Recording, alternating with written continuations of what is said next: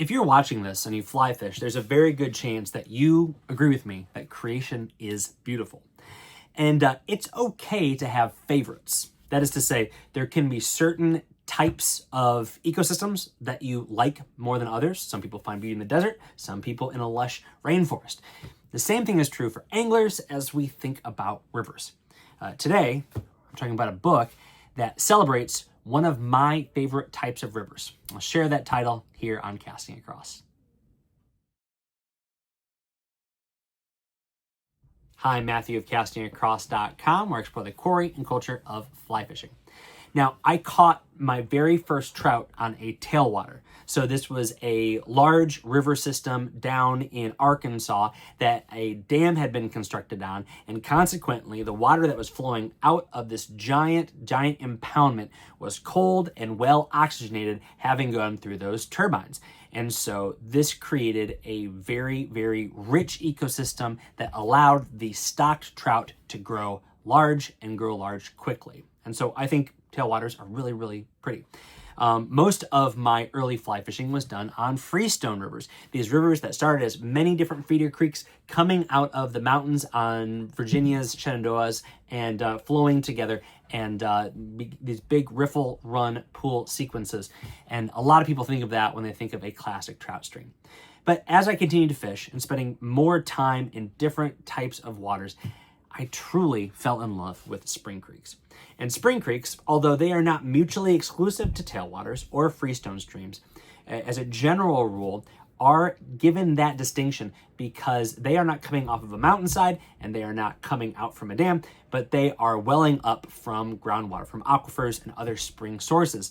And this leads to some very important things for fish and the foodstuffs that fish forage on, which is consistent flows that aren't influenced significantly by rain or lack thereof, and consistent temperatures, which are not significantly influenced by the fluctuating temperature over the course of the year. So although there is seasonality because the fish and the bugs have life cycles, the plant in those streams do have a life cycle, it is not to the extreme sense that you're going to see even on tailwaters, but certainly on a freestone stream.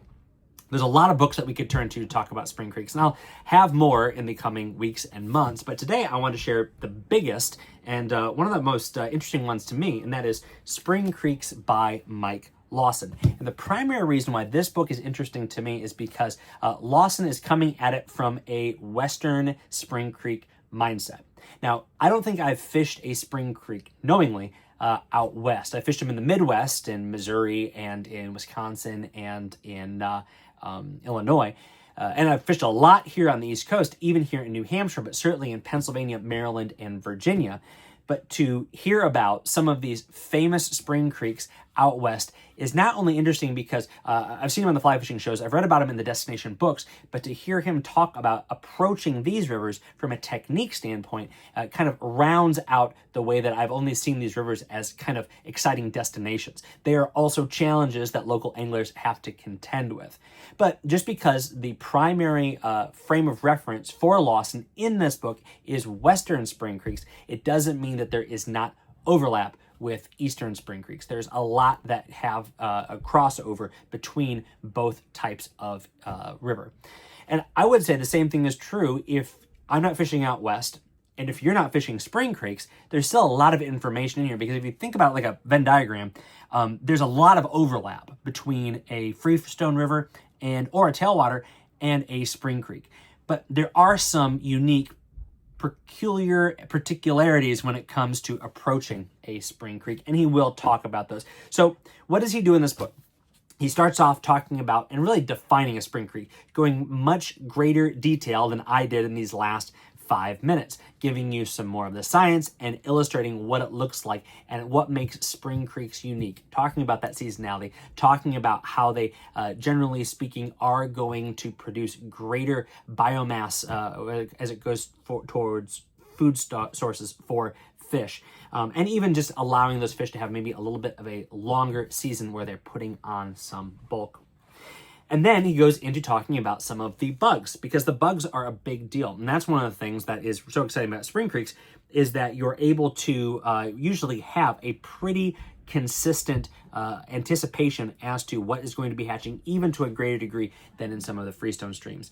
But he talks about some of the things that may be even more unique. So for example, he talks about caddisflies, and he talks about crane flies and midges being an essential thing to focus on when you're fishing spring creeks. But when he talks about mayflies, it's not that blue wing olives and pale morning duns and tricos aren't on freestone streams, but these are essential hatches that you have to have nailed down if you want to take advantage of some of the truly exciting fly fishing that you can have on spring creeks.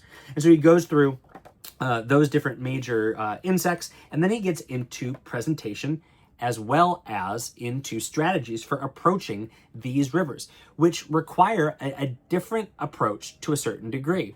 The water is oftentimes going to be glassy. The currents are going to be swirling. You are not going to just be able to walk out into the river and make a cast to a fish, because there's not going to be as much of cover that you're going to necessarily have in that river like you might if you're fishing a freestone stream or even a tailwater. So he goes into some of those details, some of the casts that might be helpful to you.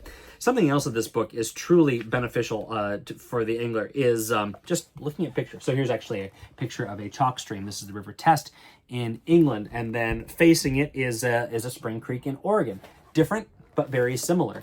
The first time I got this book, I try not to flip through books and look at all the pictures first, but here we have just some fantastic. There's a picture of the Yellowstone right there, and here we go. Here is a spring creek in New Zealand. It's wonderfully photographed. Having the large format is helpful with that as well. And then he concludes the book talking about some of the interesting responsibilities that anglers who use these resources have as far as conservation. Some of the unique threats that are faced by spring creeks. They are mutually exclusive from freestone streams, but things that have happened on a lot of these spring creeks. I mean, for example, because they flow through meadows, grazing and cattle trampling the stream banks is a big issue in New Zealand, in Virginia, in Wyoming. It is a consistent problem, as well as other agricultural use and tapping into those aquifers, or even developmentally speaking, putting in warehouses or housing developments, tapping into those water resources that these spring creeks depend on so that they can have those consistent flows, so those insects can continue to grow, and so those fish can continue to not only grow but feed on those insects.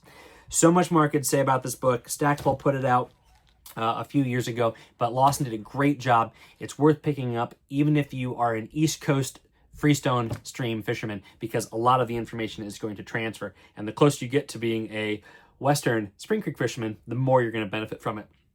But I think it's definitely a book worth picking up. I will make sure that I will put a link to where you can buy it down in the links below. Then head over to castingacross.com, where there's 3 pieces a week on the people, places, and things that go into the pursuit of fish.